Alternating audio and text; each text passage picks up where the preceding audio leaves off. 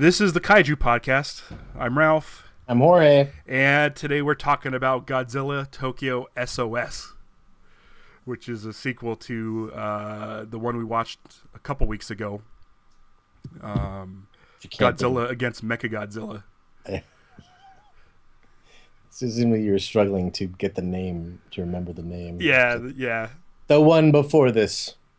Well, the last one was right, Kong Skull Island, but yeah, which was a great movie. Or I can't believe how awful that movie was. It's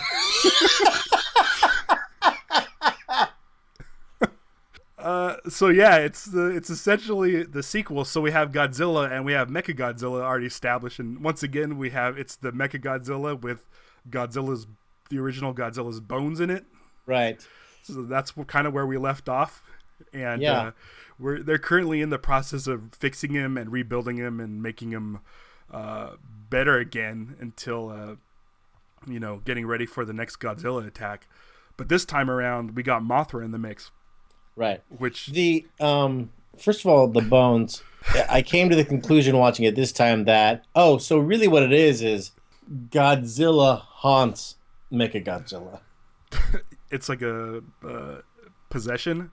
He's attached to it in a sense, his bones, and so it's like it kind of feels more like a haunting, where it's like you go in there, it's like, oh, I feel this disturbing energy that he doesn't want to fight. Yeah, you definitely get that feeling by the end too. Yeah. Oh yeah, especially when they're all about like, all right, we should have left him at peace.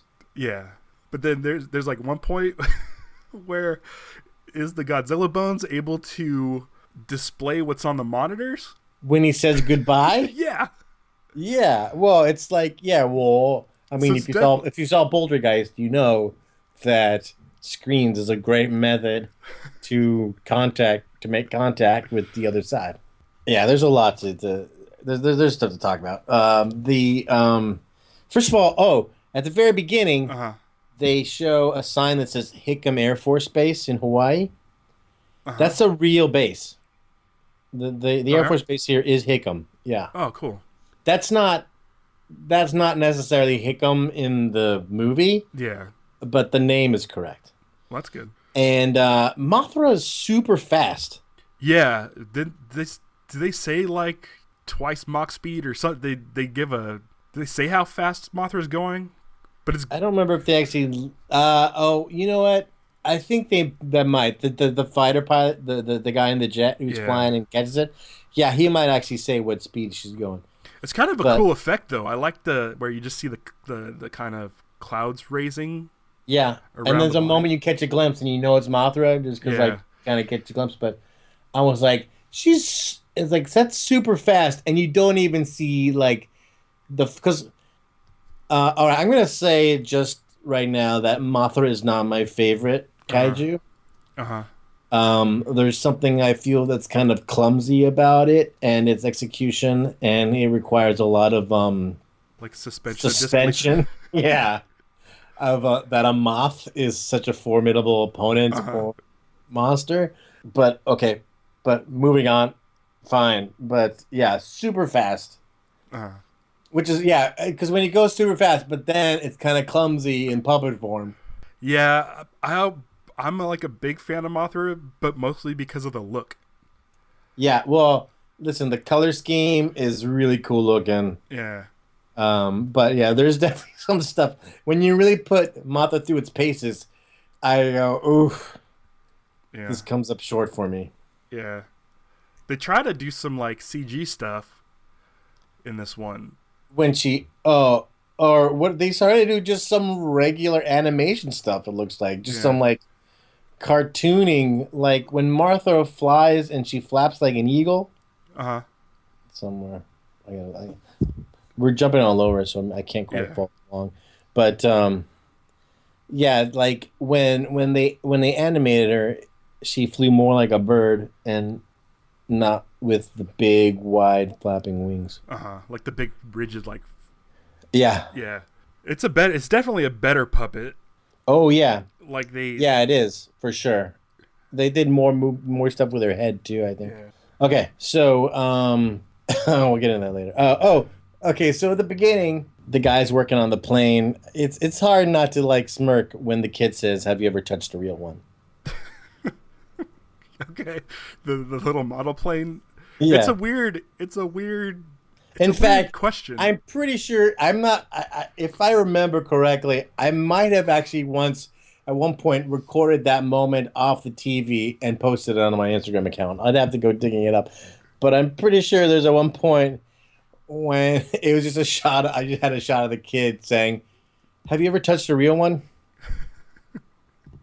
And how and then when he goes into the other room and the actor from the old Mothra movies, Uh Hiroshi Koizumi, is hiding behind a book so obviously it's like he's almost in like a comedy where he's spying on somebody because he's holding the book so high and so close to his face, and then he brings it down. It's kind of huh. like, oh, that's the moment we're supposed to applaud. I was like, it made when you it was such a forced moment that I was like, all right, let me look this guy up Uh because clearly we're supposed to know who this is. Yeah, and then but then they do a flashback for those of us that don't know who he is, Yeah. which was kind of cool. By the way, Hiroshi Koizumi died May of 2015. Ah, that sucks. Yeah. Well, he was old in this movie. Um, This was but what? yeah, yeah, yeah, and the moment, one of the moment of his I liked the most though was when the twins show up, Uh and huh. so they had this whole new set of twins too, by the way. Uh huh. Which I'm also wondering how the fairies work as far as like, do fairies all come into sets of twins, Uh huh. or is the illusion that all fairies look the same, and they just happen to be two of them there? I don't know. At one point, don't they say like the fairies have all gone or something? Are they talking about like a race of fairies or I don't know. I don't know either. But it's like it's two twin. I mean, are they supposed to be twins? They look a lot like each other. They're not. They're definitely not twins, but I feel like in America we've always referred to them as the Mothra twins, Right. but they're Those are not. just a figurative twins. Yeah, I don't. I don't know. Were the original two twins? I don't think so. I think the one we're discussing next week, um, Godzilla versus the Sea Monster, or Yes. in 2 weeks, I guess. Those Mothra twins look the most similar to each other than any of the other ones. Oh, I think that's the movie where he flies like an eagle. Did I mess up our thing? No, that's fine. We can edit this part out. We can No, try and fix it. I mean, people.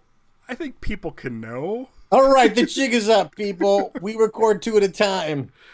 and also this is like December. I mean, when I talked about Skull Island, yeah, I think that kind of. I think it's fine. People know. It's not a big deal. Yeah, we record these in advance and we record them two at a time. So if I sound a little sick this episode, I will probably sound the same in 2 weeks.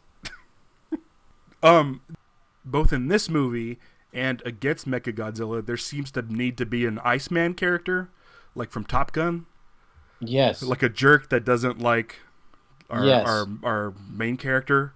And then Yes. what cracks me up is in this one, Iceman guy, he like pretends like he's gonna punch the hero in the face, Yes. and then he opens his hand and there's a fly there, Yeah. but he doesn't reach out. Like his fist is already closed by the time he raises his fist. Right. So was he just holding a fly this whole time? Oh, I don't think we're supposed to think that, Uh huh. but that is my plan now to do that trick at parties when I meet someone who I don't quite like and just fake punch him and like go, "Hmm," and then save the fly, get in my pocket. Because his hand definitely wasn't open No, at any it point. was not. It was not. Yeah, I was trying to figure out there could be a better palm some way. Maybe you can kind of just stick it. Ah, yeah, it's going to require practice and finding a fly. That's already pre-dead. I'm not going to kill a fly just for this Yeah, purpose. I mean, just you But could use a fake one. the fake ones are Pretty well, bad looking. they're pretty big, Yeah. and they don't have their feet are just lay out or they don't curl under the way a proper dead fly would have. And the wings are really really fake. Yeah, the wings are like attached to each other, like they're weird. But you want a smaller fly to be more impressive. Like anyone could catch a bigger fly. Right, right. Also, there was this thing when all the pilots walk by, and Yoshi's like staring at him as they all go by, and the one woman pilot walks by, and he's like staring at her, but it's this badass guy is the guy who looks back at him. I don't remember. You know. I don't remember that. Speaking of which, by the way, there's no Big Brother cockblock in this movie. Oh, it's been the first one in a while. And I was trying to force one. But the thing that is in it though is because in a way Yoshi cock blocks himself Uh huh. because there's a that woman Azusa is really really being heavy-handed with him about like, man, you don't even think of women, and she's sitting by him. It's Uh-huh. like, man, lady, you're dropping some heavy hints, Yeah. It's like, what you love is machines. Giant turtle. Okay, yeah. At Is first I this? go, oh, is that Gamera? That's what I thought. It's not. And this is what you looked. You looked this up, right? Yeah, so that's Camebus. Yeah. Basically, Gamera's a different studio. So this is Toho's giant turtle, who doesn't appear in a lot. He's in this movie that's called Space Amoeba, which is also known as Yog Monster from Space. Yog, Monster from Space. Okay, I think I've heard of Yog. That's Yeah. Yog. I don't know. Maybe that's not Yog. No, I don't think that's Yog. I think Yog's a big squid, isn't he? I don't know.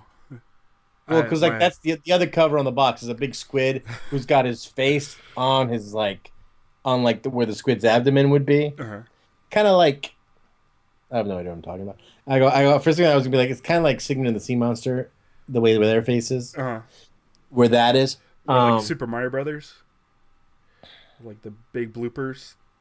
Yeah, basically that's where the eyes are. Yeah, but this guy's got a mouth there too. And but yeah, I went looking, but it's right that Yog monster from space or Space Amoeba. Oh, so Space Amoeba and then somehow Kamoeba. That's how basically his name happened. Yeah, those are that movie is tricky to find. Oh yeah, I'm looking at a picture now, and it's got Yog holding up this turtle guy, and then there's like a lobster man also fighting. Yeah, we're gonna need to find this. Yeah, I mean, yeah, but we got yeah, there's a lot. Yeah. So there's a attack on Shinagawa City, which is the same city from Shin Godzilla, right? Oh no, I guess his eyes. Oh, sorry, I'm now looking up the Space Amoeba. I guess his eyes are in a pretty decent place. I guess I was all wrong about that. But they're I front. imagined a different monster. Yeah, they're front facing as opposed to like on the sides. Who am I thinking of? There's another monster from like old movies that is also a squid. I guess I've seen something else.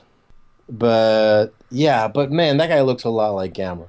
Yeah, his face is a little bit different, but like the ragged shell and stuff looks the Yeah, same. his face kind of comes to a point when you look at the actual. I think Kind of a weird character to put in, right? I guess to if put they in a just turtle. or just some character from a random movie. Yeah, but I think well, first of all, you're not supposed to root for Godzilla in this movie, Yeah. so they're trying to make him seem more dangerous than I will allow. Like I root for Godzilla no matter what, so Uh, it's like even when he's the bad guy, I still root yeah. because it's just so fun to see him destroy stuff. But the fact that he basically he took like a chunk out of his neck and killed him was cool. Also, it's just kind of like just the fact that seeing a dead monster is pretty rare. It's like I don't think they like to kill their monsters. I think you want monsters to just kind of run away and leave Uh-huh. or go to sleep or be buried just because it's you want to have a deep bench of monsters to be able to Yeah. just bring them back out again. So I guess that's like a good reason to pull a random character that you're probably not going to bring back anyway. Hmm. That makes sense.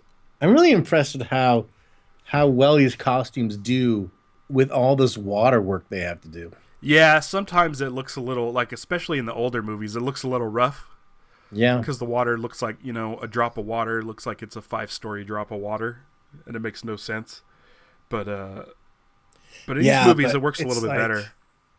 yeah, but just like that has to be putting that into the design, and it's like, okay, so then what's the sacrifice if you have to make it waterproof because it's full of foam? Uh-huh.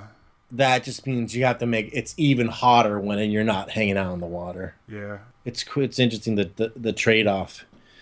The name of the Mega Godzilla force. Yeah. Did you notice it? Like during the press conference. No. Was it the press conference or was it just like the meeting where they show the logo that's got like Mechagodzilla's head and the thing around it? Yeah, and like it's got like the They're red called line. Counter Xenomorph Self Defense Force Japan. No, I did not notice that. Xenomorph. Yeah, Uh, the alien. yeah. I was like, oh, that's the only other place I've ever seen Xenomorph. That wasn't created for Alien, right? No, but I think nowadays it's hard It's to just Google known. Xenomorph without getting it associated to Alien. Yeah. I mean, I think it's just, yeah, that's a good question. Like Americans stopped putting it in their movies because they would think of the alien from Aliens. Oh, well, But in Japan, maybe it doesn't. I They just guess, know the original. well, xenomorph apparently is a geological term. And then Ridley Scott ruined that for everybody else. That's weird. Xenomorph, blah, blah, blah. Sorry, I'm reading all of a sudden. Xenomorph is a mineral that did not develop its otherwise typical external crystal form because of late crystallization. I don't know how that applies to the alien. And then you just get the alien. This is just kind of like looking at. And then there's a there's a Dutch death metal band. Called Xenomorph. Yeah. That's cool.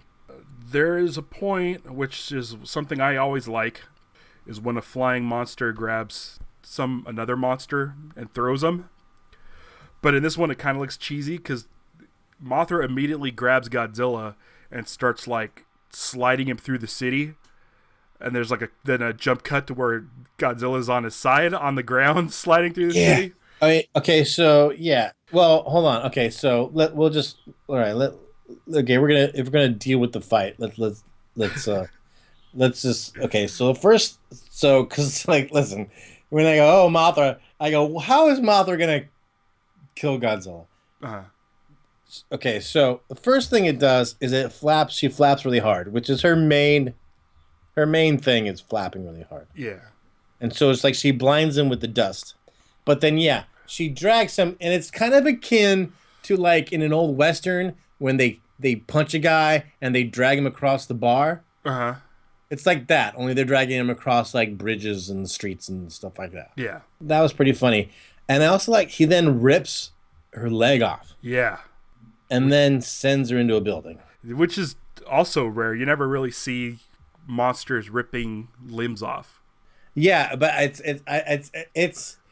one of the that might be interesting to kind of sit and like rank the most violent things that monsters do to each other. Yeah, there's something later Yeah, there's in one this coming movie. up. Yeah, There and with Mechagodzilla. well, I'm not sure I know what you're talking about yet, but I was just thinking about there's a limb ripping coming up in another episode, the next episode actually. But her comeback, Mothra's comeback after that is glitter. Yeah, I put dandruff attack. It's like I'm just gonna make you just too fabulous. And they're like he's hitting him with glitter, and so then like, oh, we better explain this to people. Yeah, Like, because I'm curious if if the scales were in any of the earlier Mothra movies, but Yeah, it's like, oh no, she's doing the scales. That's her last resort because she's not gonna be able to fly anymore. She knows she's gonna die. So then she becomes this big martyr. And that attack really doesn't do anything anyway. Well, what it does, I guess the glitter's super flammable because Oh, yeah, when the glitter happens and he tries to use his atomic breath, it creates a huge explosion. yeah. They really use the fire breath a lot in this one. I think it's Yeah, the first thing Godzilla does. yeah, Like Godzilla comes out of the ocean and is immediately firing. yeah. I like the way that the fire breath works in this one, where it sparks off the back first. It does like these kind of like a backfiring sound, like a coo coo, and Oh then yeah. Like it's charging. yeah, Yeah. That's really cool. Yeah, I always liked how the his back is the indicator that fire is coming. yeah, That's always so great. From and it's been going on forever. yeah, That's been like the oh, it's like yeah. it's that almost like in pro wrestling where it's like going, oh shit, now it's now you're in trouble now, dude, because he just did his thing. Yeah. But man, Godzilla does get his ass kicked in this movie Yeah. a lot. I mean, he has a comeback. He has a really good comeback coming up, but he at this beginning part, he's getting a beat down laid on him. Meanwhile, the larvae are hatching, Uh-huh. and they get a bonus, a 2-in-1 egg, which the fairies are are very emotional. Mm-hmm. In fact, one you see a tears going down one of their eyes as this is happening. That it made me think that no, hang on. There's this thing that's almost. Are they there? Are they where the egg is? I think so, yeah. Because sometimes it feels like they're somewhere else, just communicating telepathically, and sometimes they're there. But they sit there and then they're emotional, and in my head I was like going, oh, because they're the larva's food. Like that's their Like ultimate sacrifice. like in Rodan. Yeah, that's exactly what I was thinking. I was like, oh, they're crying because this is it. There's two larvae. When it was just one, at least one of us would probably make it, but there's two that have to be fed now. I don't think that's how it works. No, I know it's not. But when they were crying that moment, it felt like Uh-huh. they were kind of like, I'm like, oh, I know what my duty is now. It would be funny if they just both walked into the mouths like the dragonflies in Rodan. And then the larvae swim like dolphins Uh-huh. to go help Yeah. them. I like Mothra a lot. I've never really liked the larva version of Mothra. Yeah. There's really I like the effect that they use where they shoot like the silk, Yeah, the silly string attack. and then you always kind of giggle at that. Yeah. Um, but there's one point where the larva attacks Godzilla's tail. Yeah, and he's holding on to it. Yeah, I don't Yeah. know like tactically what is he trying to do? Yeah, I know. It's like just annoying him, really. Yeah, and it looks super funny. But Martha catching on fire was pretty cool. In like the ultimate sacrifice for the babies, Uh huh.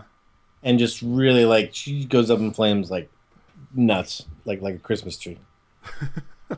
That kid decides to make a Mothra symbol to summon Mothra Yeah, with the with desk. the desks, Yeah. and I was like, I would have just it would probably been easier to grab paint. Yeah. How many desks do you think that was? Yeah, At and he least did it 100? by himself. Yeah, No one helped him. it's at He- least like 100. like his grandfather didn't show up. He was already done by the time his grandfather showed up. Yeah. Oh, what do you do? Oh, okay, good. You got it. All right, good. How long do you think that would take a kid to actually do? I don't know. It's like Like all night? it takes a while. I figure because those are awkward desks to try and get through a door. Uh huh. And who know? Yeah, how many classrooms and hallways he's got to get through to pull them out? I think it took a long time. It would have at least if this was in based. If it was really... He could have taken a desk, thrown it through a hardware store window, and grabbed some paint. It would have been a lot quicker.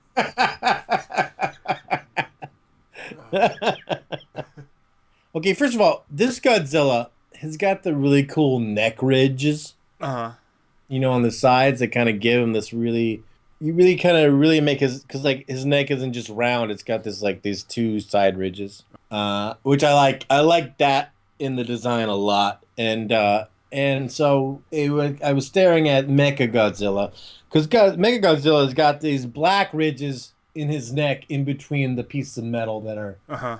there, and I was trying to figure out if those are supposed to be hoses because they're rounded in like ripples, or if it's just that's just kind of essentially like some type of rubber thing that gives him the mobility.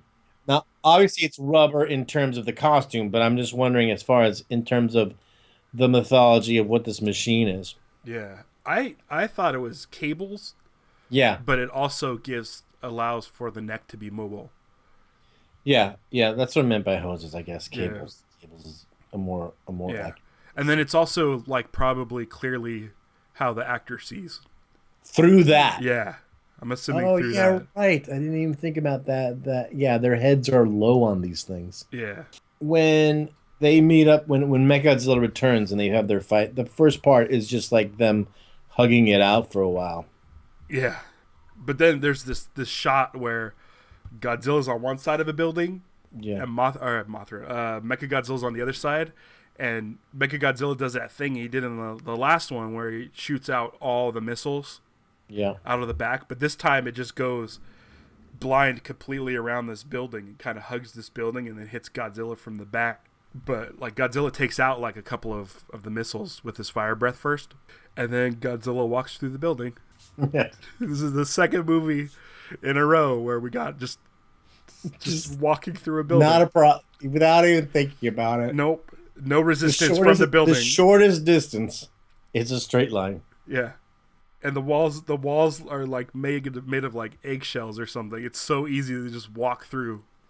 Oh, you know what was cool in the first fight, in the first meeting with him and Mechagodzilla was when Mechagodzilla flipped him. Yes, that over the shoulder toss. Yeah, it's like, well, first the guy says something like, "You want to play dirty, do ya?" And then he flips him. I thought so because Mechagodzilla like lowers down to get underneath Godzilla's like kind of armpit.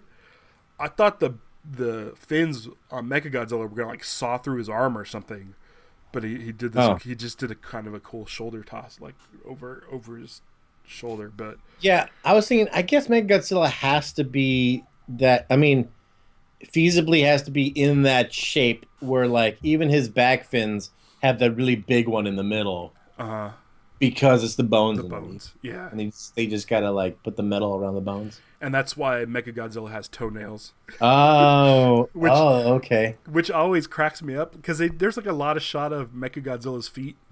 Yeah. Like I don't know, like it's Quentin Tarantino movie. Yeah.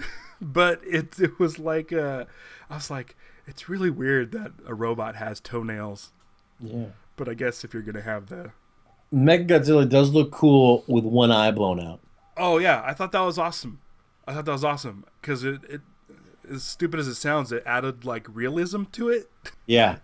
Like Yeah, I think it's always a good like it is in a way shocking when like stuff get like an arm ripped off or like this, but I think having damage that carries over is great. Yeah, and that happened from movie to movie because in this one Godzilla had that chest wound that he ended with in the last one. Also, they changed because like instead of the Kelvin beam thing, it's now hyper masers that are coming out of his chest. Oh yeah, the absolute zero machines now. A hyper maser. Which is this like the third movie they've used those masers? Because they used it in the last one.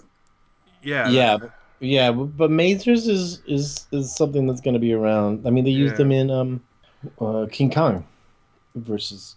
It's like masers is going to be. It's going to be something that's going to be forever, I think.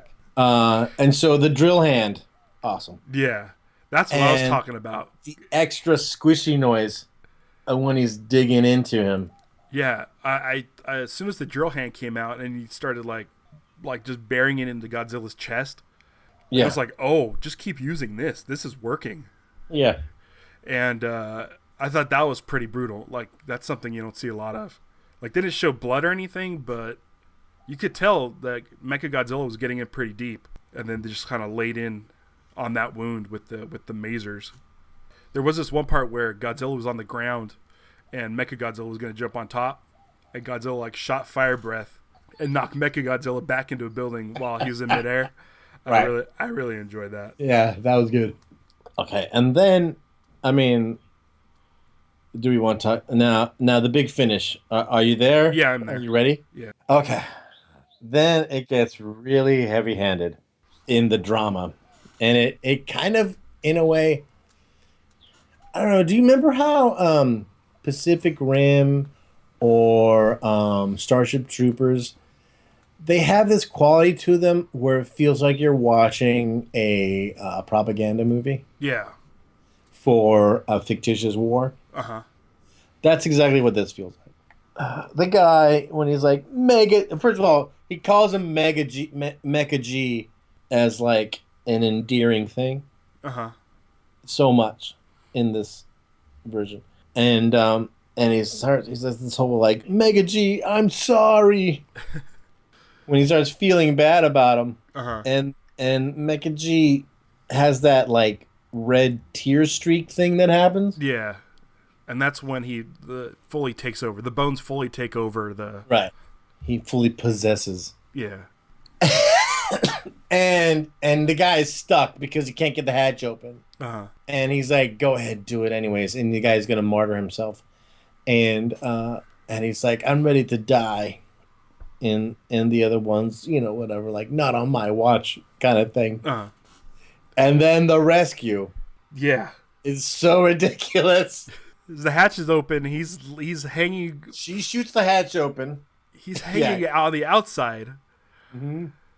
And of a flying Mechagodzilla. Because Mechagodzilla's getting spinned around and then making the opening on the bottom all of a sudden. So the dude lets go without a parachute. And then wait, who is it? The dude. Guy who catches the fly. Yeah. Badass. Yeah. He ejects from his plane and catches the dude in midair. Yes. And then pulls the chute. Yes. But now that I think about it, is that because, like, he has such good hand-eye coordination? Yeah, because he's such of a good fly? catcher. Yeah, that's how he's that good. Wow. He's such a good catch. And then again, Mecha G! And Mechagodzilla says goodbye to him on the monitor. Yeah. I do like the way this, like, that's ridiculous. That whole rescue thing's ridiculous. But I do like the way they dispatch of Godzilla in this one, where the larvae cover Godzilla in the silk. Right. So Godzilla's immobile, and then Mechagodzilla uses the super maser as a clamp on Godzilla's chest, and he's like kind of hugging Godzilla, and then shoots these cables around Godzilla, so Godzilla's like completely immobile and in Mechagodzilla's clutches. And then the plan is for Mechagodzilla to fly to the Japan Trench and use its weight to sink to the bottom. Yeah, I think that's a cool plan, and I like that it would only work with the Mothra larva and Mechagodzilla working in unison. Okay. Because I think Godzilla wouldn't be able to tackle Mechagodzilla. Like, Mechagodzilla can just grapple him. Right. Because we've seen that already. Right. So it would be like, I like they that. They have to mobilize them. Yeah. So that, yeah. So I like that. I like that they're able to work together. Because at the beginning of the movie, they said that the Mothra twins say that Godzilla's bones have to go back to the ocean. Yeah. Otherwise, they were going to declare war on humans. It is surprising that action of the larvae spitting their cocoon stuff actually ends up wrapping around Godzilla. Yeah. When you see it in action, it's kind of just falling straight down out of the sky. You think there should be just like a pile coming up all it would just actually technically bury him. Yeah. Into like a big giant white pile of silly string. Uh-huh. That because they don't even move around him or try and like wrap him with it, but he ends up being wrapped anyways. The effects work better in the older ones, where it's not just falling from the sky, where you actually see it. Oh, also they talk to each other a lot. The larvae talk to each other. They Yeah. talk to Mothra a lot. Yeah. There's a lot of discussion between the Mothras. I enjoy that, where they're just sitting there just Yeah. squeaking at each other. Yeah. Yeah, it's like, okay, here's the plan.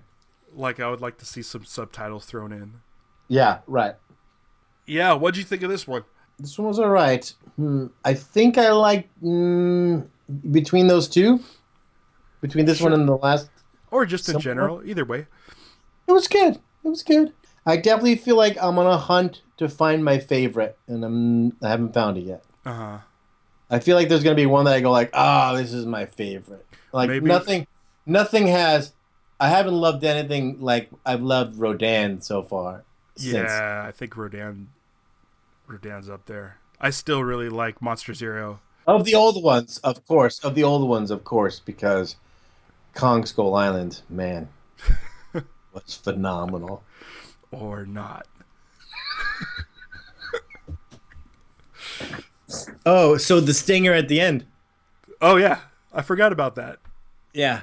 So they have this little. It shows that there's like some lab somewhere that has Godzilla DNA that was gathered in 1999. That's really weird. It specifically says it was. This is 1999 DNA. Yeah, I don't know why that is. You know what I'm hoping it is? What's that? That there's gonna be like a Godzilla, an old Godzilla design, Uh huh. like to go back to like an old suit, because like if there's like a 1999 suit versus these are what, like 2004 or something like that. Yeah. I think Godzilla 2000 was this Godzilla design, but the next movie in the series there is a different Godzilla suit, if I remember correctly. I mean, that would be kind of cool, but basically, all these things do is be like the story's not over, Yeah, there's definitely there's a Godzilla movie that I'm excited to see. That came after this that I'm really itching to get to soon. Okay. So we'll have to talk about it because it's a different design altogether. Okay. It's more of like a classic kind of upright, Yeah. like thick Godzilla as opposed to this kind of sleek Godzilla. Yeah. It's Godzilla. It's called Godzilla GMK All Out Monster Attack, I think. Oh yeah. Yeah. That's one. That one. That's that's a lot of people love that one because all the monsters are in it. Yeah, Crazy. and it's Oh brutal. yeah, that is an older Godzilla, isn't it? That is an old looking design. Yeah. Now that I think about it. Yeah. And Just because I have one of the toys I have is of that. where it has the white eyes. Yeah, he has white eyes, and it Yeah. has a button on it where you can push on it, and it'll give you the screen honk on it. Yeah, that's basically it on this one for me. All right. So in 2 weeks we're going to be doing Godzilla versus the Sea Monster, which I'm excited to talk about in 2 weeks. And if you guys want to reach us, go to kaijupod.com or follow us at kaijupod on Instagram, Facebook, and Twitter. And I think that's it. Until next time, I'm going to go sink to the bottom of the Japan trench. Gonna go rest these bones. Oh, that's way better. All right.